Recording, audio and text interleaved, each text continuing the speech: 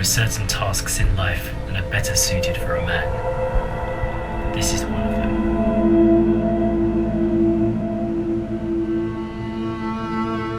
I am no stranger to the world of used motors. Needless to say, I've met some undesirables. So it was down to me to hold the reins of this daunting situation. The car was in Bangkok, Thailand's sprawling capital city. I lay a large road map of Thailand on the floor. Traced the red lines with my finger, trying to work out what the winding red lines would look like behind the dashboard and steering wheel. Sasha would be alone in Thailand without me to protect her, left behind to care for herself and our dog in a neighbourhood where nobody spoke our language. I jumped into the back of the pickup truck alone. The sound of a diesel engine resonating in a steel cabin was all I could hear, watching Sasha get smaller and smaller the further apart we became.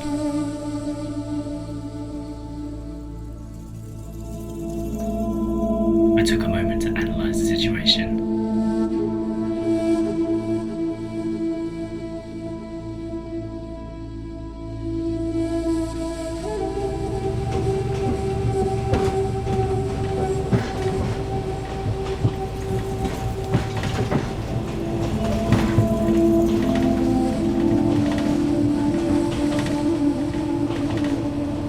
I consoled myself to stem any pangs of nervousness by thinking it was only a day.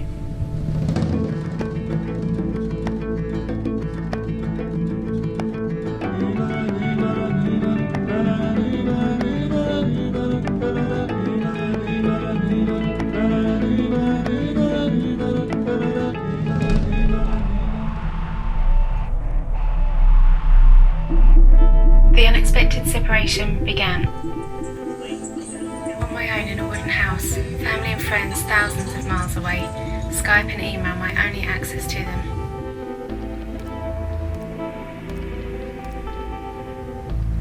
Normally at peace in my own company, with only Eden as my companion, my new surroundings and the eerie darkness outside made me apprehensive. Stuck with no transport, a storm raging outside, I realised what a tiny speck in the world I was. Thoughts of Jay and his solo adventure in my mind. It felt alien to not be experiencing it with him.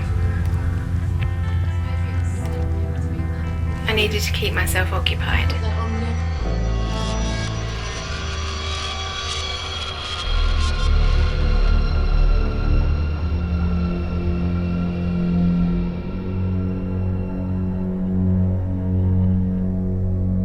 Bangkok was as you would imagine. Noisy, congested, and urban.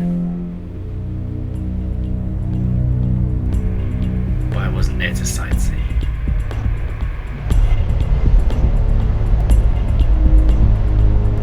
I was there to meet a man named Mark Murphy, a fellow expat who had sourced for me a vehicle with character.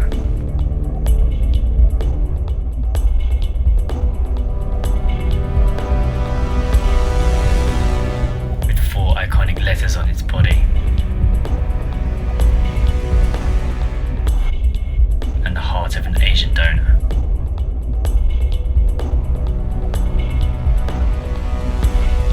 A vehicle with 40 long years of roaming the earth under its belt, and the scars to prove it. It was an unusual hybrid of machines. I guess a little like myself.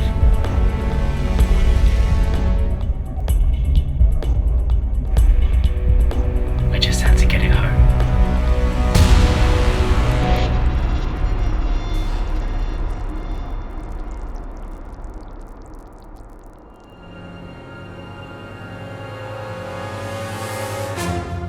I left Bangkok much later than planned. I was determined to get back to Chiang Mai before nightfall. The highways were moving freely. I turned off the AC to increase power to the engine. The heat rose quickly. I was very aware I was driving across Thailand. The road conditions changed by the second. But I was focused. Until...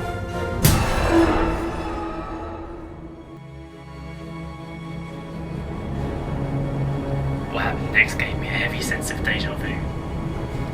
Opening the bonnet of a malfunctioning Ford is a scenario I'm very familiar with. But this was no roadside fix. 21 hours had passed since we ventured apart. I waited patiently for my husband's return.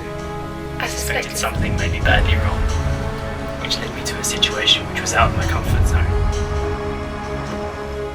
All I could do was wait. Everything else I was powerless to control. The car was now in the hands of Thai mechanics, a breed of workers I had not had dealings with before. I just wanted the situation to be over. Through a thick language barrier and the help of Mark Murphy's fluent Thai over the phone, repairs to the vehicle began.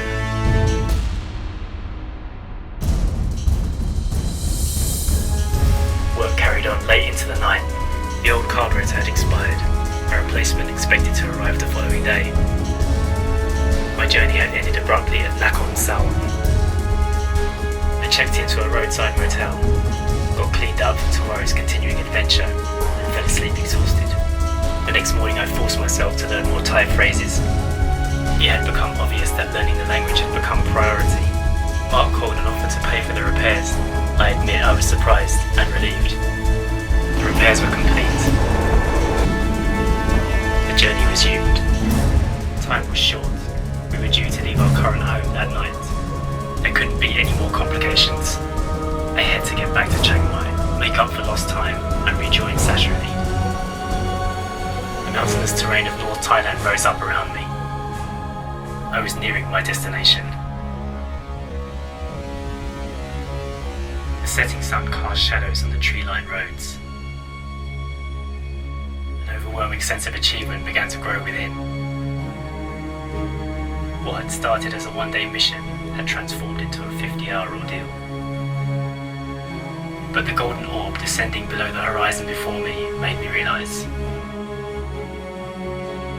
none of that would matter once I'd got home. All the sounds and noises surrounding me were blocked for those following moments. The sun's amber ones bathed over me. It was time to take a minute and reflect.